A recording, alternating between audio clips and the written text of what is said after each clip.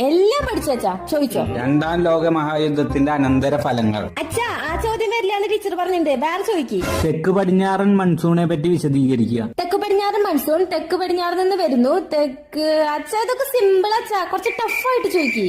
Nazism കൊണ്ട് ഉദ്ദേശിക്കുന്നത് എന്ത്? അതൊന്നും ഇമ്പോർട്ടന്റ് ക്വസ്റ്റൻ അല്ല അച്ഛാ, ഞാൻ മാർക്ക് ചെയ്തിട്ടില്ല. അതിന്ന് ചോദിക്കും. കേരളത്തിലെ മണ്ണിനങ്ങൾ ഏതൊക്കെ? തുടക്കം ഒന്ന് പറഞ്ഞുതരോ? കേരളത്തിലെ മണ്ണിനങ്ങളെ കേരളത്തിലെ മണ്ണിനങ്ങളെ വിവിധ തരത്തിൽ തരംതിരിച്ചിരിക്കുന്നു. അതിൽ തീരദേശ മണ്ണ്. തീരദേശ മണ്ണ് എക്കൽ എന്താ എക്കൽ മണ്ണ്.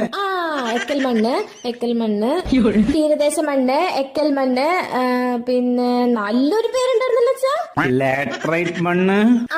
ലാറ്ററൈറ്റ് മണ്ണ്. പിന്നെ ഇപ്പൊ തന്നെ പഠിച്ചോളാം അച്ഛാ, ഇപ്പൊ കിട്ടും. ചുവന്ന മണ്ണ്.